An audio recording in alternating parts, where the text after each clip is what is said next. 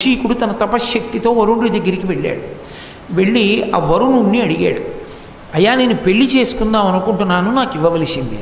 అది సంతోషించి, నీ వంటి బ్రాహ్మణుడు వివాహం చేసుకుంటానని నా దగ్గరికి వస్తే ఇవ్వడం నా ధర్మం, కాబట్టి 1000 గుర్రాలు ఇస్తాను, తీసుకెళ్ళాడు. కానీ ఇప్పుడు 1000 గుర్రాలు వరుణలోకం నుంచి ఇక్కడికి ఎలా వస్తాయి?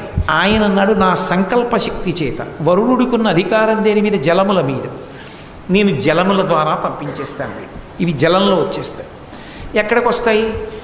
గాధి పరిపాలిస్తున్న ప్రదేశం కన్యాకుబ్జం. కన్యాకుబ్జం దగ్గర గంగానది ప్రవహిస్తోంది.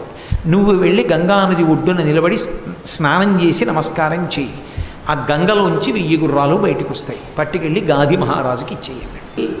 ఈ రుచీకుడు గంగానది కన్యాకుబ్జంలో అశ్వతీర్థంలో స్నానం చేశాడు. 1000 గుర్రాలు పైకి వచ్చాయి. ఇప్పుడు ఈ 1000 గుర్రాలని పట్టుకెళ్ళి గాధి మహారాజుకి ఇచ్చాడు. ఇస్తే గాధి మహారాజు తన కుమార్తె అయిన సత్యవతీదేవిని రుచీకునికిచ్చి వివాహం చేశాడు. ఈ రుచీకుడు ఈ సత్యవతీదేవిని తీసుకుని గృహస్థాశ్రమంలోకి ప్రవేశించాడు. మళ్ళీ ఇక్కడ ఒక విచిత్రం జరిగింది.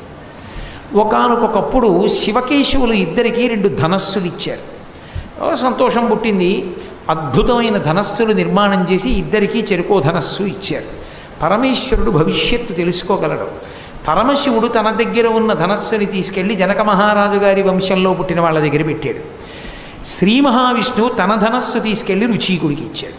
రుచీకుడి దగ్గర విష్ణు ధనస్సు. విష్ణు ధనస్సును ఎవరు ఎక్కువ పెట్టలేరు. న్యాసం అంటారు. అంటే అదో గౌరవం, అదో గౌరవంగా ఇంట్లో ఉంచుకుంటారు. ఈ శివధనస్సుకి విష్ణుధనస్సుకి ఓ పెద్ద కథ ఉంది. మళ్ళీ అది నడవడం కోసం వచ్చింది. ఇదంతా అమాయకంగా ఏదో పట్టుకెళ్ళి వస్తువు ఇచ్చినట్టు ఇవ్వడు పరమేశ్వరుడు. ఈ రుచీకుడు